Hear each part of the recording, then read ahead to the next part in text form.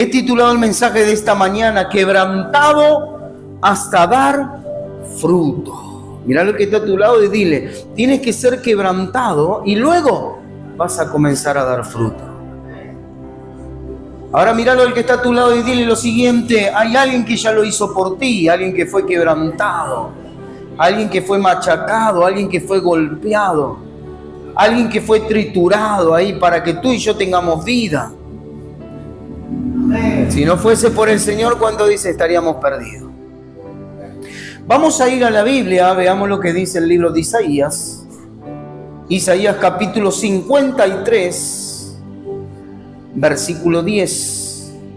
Isaías capítulo 53, versículo 10. Y dice lo siguiente, con todo eso, Jehová quiso quebrantarlo, sujetarle a padecimiento cuando haya puesto su vida en expiación por el pecado. Verá linaje, vivirá por largos días y la voluntad de Jehová será en su mano prosperada. Verá el fruto de la aflicción de su alma y quedará como satisfecho. Por su conocimiento justificará mi siervo justo a muchos y llevará la iniquidad de ellos.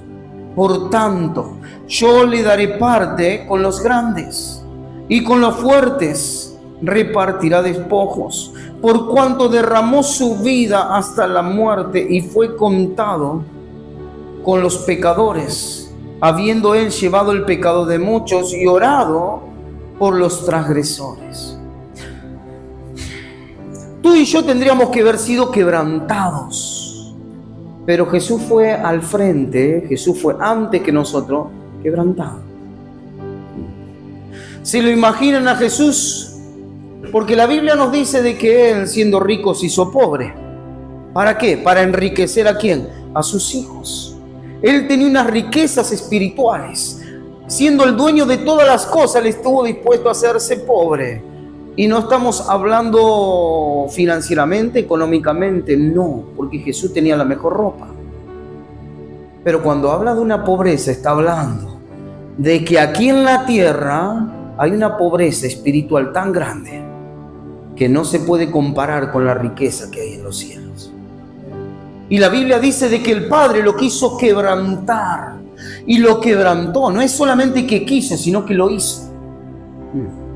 Esto es impactante, ¿por qué? Porque alguien tenía que padecer, alguien tenía que sufrir. Y en ese versículo 10 dice, con todo eso, ¿cuánto dicen con todo eso? Jehová quiso quebrantarle, sujetarle a padecimiento. Cuando haya puesto su vida en expiación por el pecado, verá linaje, vivirá por largos días y la voluntad de Jehová será en su mano prosperada. Y en el versículo 11 dice, verá el fruto de la aflicción de su alma y quedará como satisfecho. ¿Se lo imaginan a Jesús siendo la persona que padece, que es quebrantada, pero delante de él, dice la Biblia, que puso algo? Él puso algo, ¿para qué? Para no pensar en lo que estaba padeciendo, sino en lo que luego iba a comenzar a ver. Por algo dijo, es necesario que el grano de trigo caiga en tierra y muera, porque luego va a llegar mucho fruto.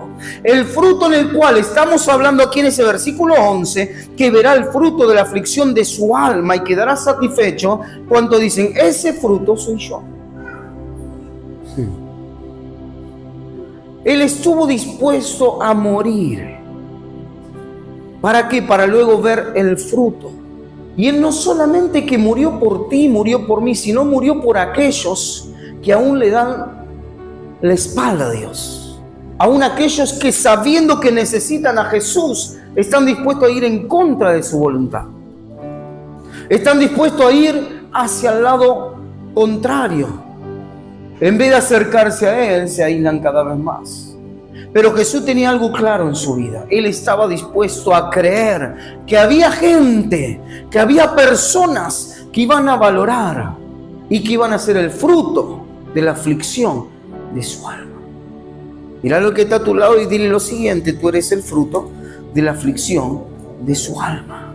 Ahora míralo otra vez y decirle, valió la pena que Jesús vaya a la cruz por ti, para que hoy tú tengas vida y vida eterna. ¿Qué pasa si nosotros estamos dispuestos a que de nuestros lomos y de nuestras vidas aparezcan frutos por estar dispuesto a padecer y a vivir por causa de Cristo como Él estuvo dispuesto a vivir? La Biblia dice que es mejor padecer haciendo lo bueno que haciendo lo malo, si la voluntad de Dios así lo quiere. ¿Cuántos se acuerdan del apóstol Pablo? Le creía, amaba a Dios, pero le tocaba vivir momentos difíciles, momentos de aflicción, por compartir el evangelio, por predicar la verdad, por enseñar la verdad. Lo golpearon, lo maltrataron, pero él sabía que detrás de todas esas cosas él estaba en la perfecta voluntad de Dios, y Dios sabía que algo grande él tenía. Entonces, a pesar de esa circunstancia, momento que le toca vivir, él sabía que así como Jesús padeció para luego ver el fruto, y Pablo convertirse en el fruto de la aflicción de su alma, cuando tú y yo padecemos por causa de Cristo, luego va a aparecer el fruto de que tú y yo podamos padecer. ¿Por qué? Porque estamos dispuestos a no ir en contra de su voluntad. Todos dicen esto está bien, y Jesús dice no, eso no está mal. Entonces nosotros tenemos que ir conforme a su voluntad. ¿Cuántos están aquí? Veamos lo que dice el libro de Mateo, capítulo 16, versículo 22. Mateo capítulo 16, versículo 22. Entonces Pedro, tomándole aparte, comenzó a reconvenirle diciendo: Señor, ten compasión de ti. En ninguna manera esto te acontezca. Pero él, volviéndose, dijo a Pedro: quítate delante de mí, Satanás, me eres tropiezo. ¿Por qué no pones la mira en las cosas de Dios, sino en las de los hombres? Jesús sabía lo que tenía que hacer. Jesús sabía cuál era la voluntad del Padre, sabía por el cual Él estaba aquí en la tierra, sabía que tenía que morir, pero había alguien que no quería que Él padezca. Ustedes saben que Jesús vence a Satanás. ¿Por qué? Porque Jesús muere. Es a la inversa de lo que nosotros podríamos creer. Jesús tiene victoria cuando Él muere, porque había alguien que necesitaba morir. Pero Satanás no quería que Jesús muriera. Jesús quiere que tú mueras. Jesús quiere que tú vivas. Satanás quiere que tú puedas vivir una vida en la cual tú no puedas dar fruto. La muerte que Jesús tiene para nuestra vida es una muerte al yo, al egoísmo, a morir a nosotros mismos. Pero Satanás tiene una muerte para nosotros que es morir y perdernos. Jesús tiene vida y vida eterna. Satanás vino a matar, a robar y a destruir. Satanás vino para matarte, destruirte, quiere lo peor para ti. ¿Cómo puede ser que no quería que Jesús muriera, pero quiere que tú mueras? Porque sabía que la muerte de Cristo era para vida eterna. Entonces, ¿envió a quién? ¿Envió a quién? A un allegado a Jesús. Lo envió a Pedro, a tratar de engañarle y decirle: Jesús, no vayas a la cruz.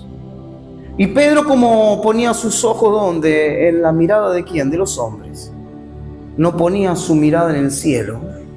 Fue delante de él y le dijo: Jesús, que esto no acontezca. Jesús, no, tú no tienes que morir. ¿Y qué fue lo que le dijo Jesús? Apártate de mí, Satanás. Si Jesús le hubiese hecho caso a Pedro y no moría, tú y yo íbamos a tener que morir. Pero ahí estaba. El plan de Dios y el propósito de Dios era que Jesús muriera. El plan del diablo es que Jesús no muera. ¿Le envió a quién? a un amigo de él. Le dijo: Jesús, no tienes que morir. Y Jesús le dijo: apártate de mí, Satanás, me eres de tropiezo. Fíjense, la persona que tú más tengas a tu alrededor muchas veces va a ser usada para que tú no vivas el plan de Dios, el propósito de Dios. Lo mismo pasaba con los hermanos de Jesús, lo mismo pasaba con los escribas, lo mismo pasaba con los religiosos de ese tiempo. No se daban cuenta, se burlaban de él. Y veamos lo que dice el libro de Mateo, pero en el capítulo 27, versículo 38. ¿Cómo querían que Jesús baje de esa cruz? Se le burlaban, se le reían. Otros querían convenir con él para que no sufra.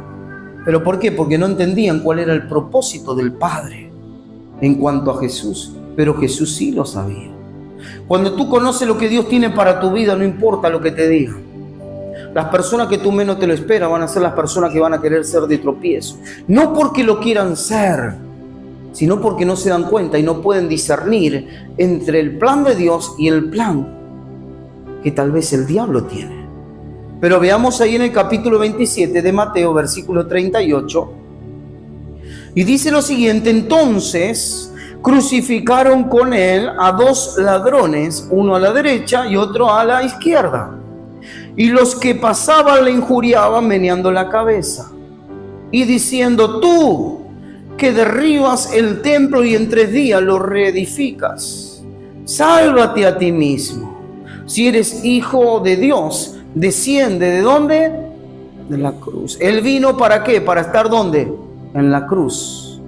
Ahora había gente que lo desafiaban y querían que Jesús baje de la cruz. Versículo 41. De esta manera también los principales sacerdotes, escarneciéndole con los escribas y los fariseos y los ancianos, decían: a otros salvó, a sí mismo no se puede salvar. Si es el Rey de Israel, descienda ahora ¿de dónde? De la cruz, y creeremos en él.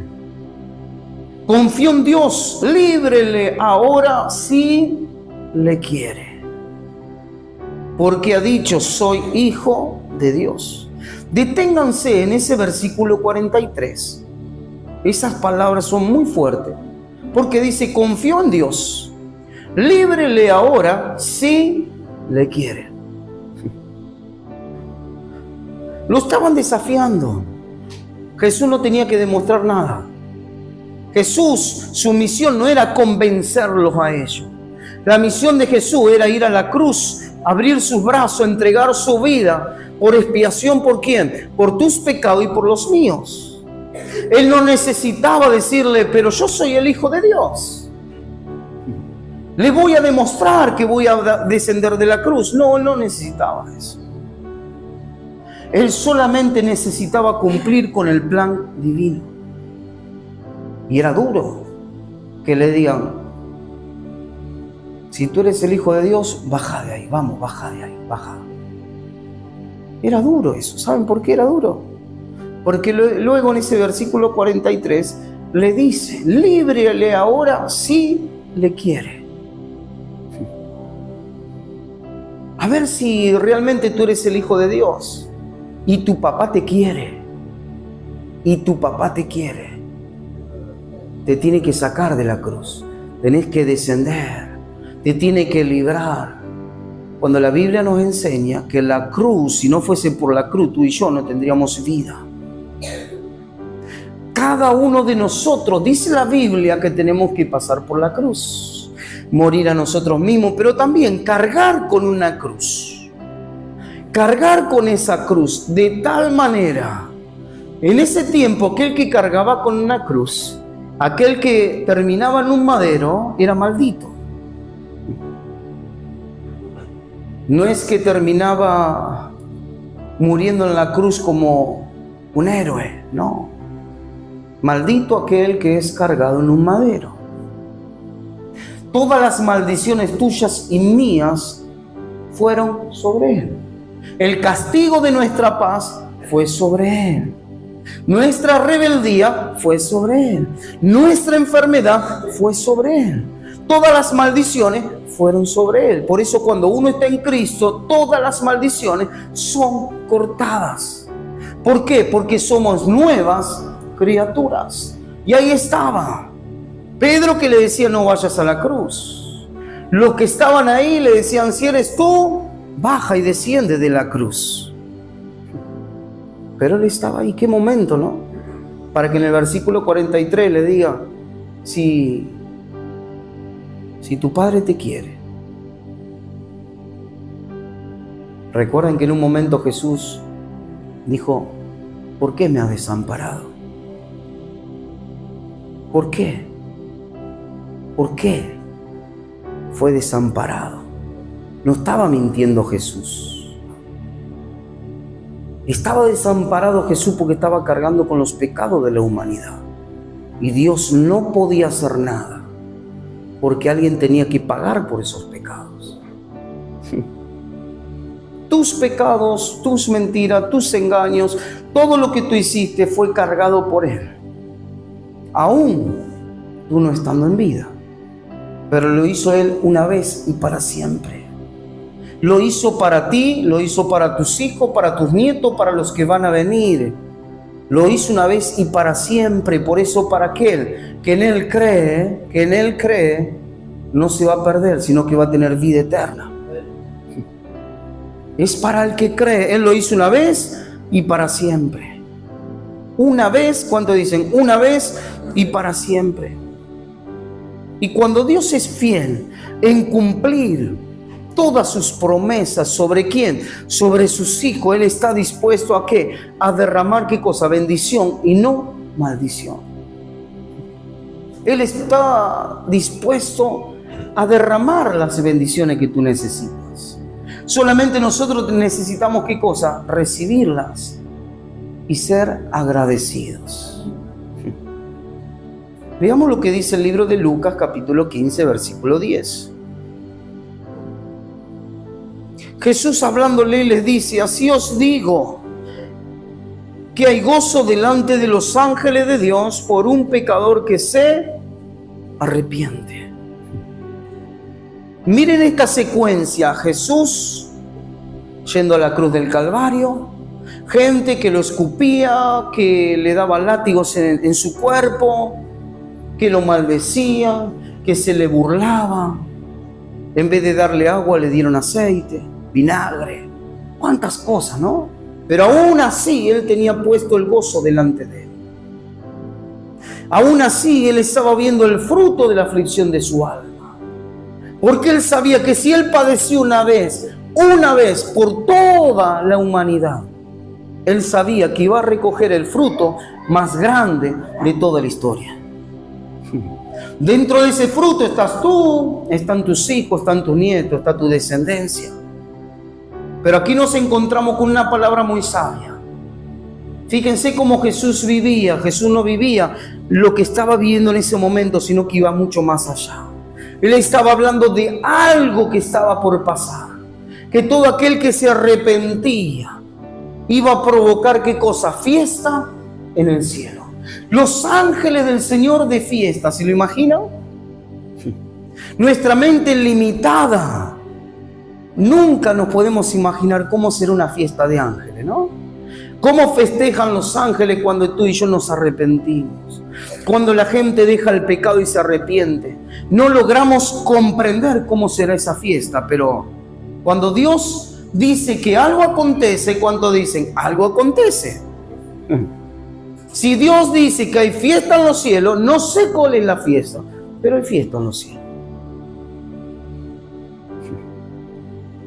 Hay fiesta. Mira lo que está a tu lado y dile: hay fiesta. Hay fiesta. Y es algo glorioso que nosotros podamos entender. Que cuando tú estás dispuesta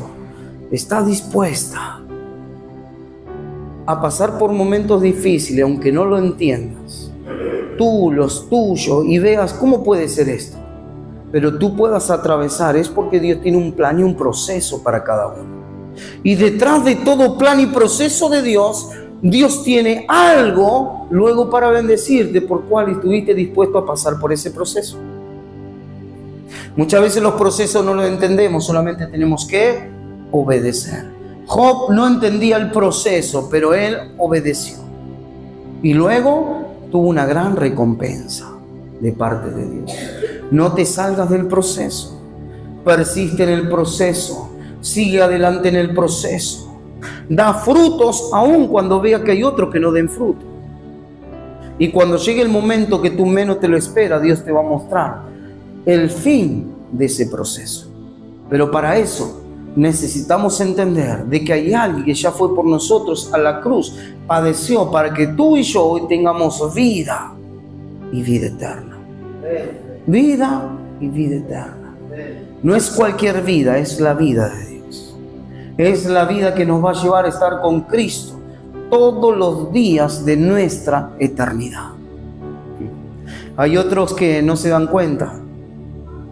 Y no se dan cuenta de que tienen que despojarse y seguir a aquel que sufrió, padeció para tener vida.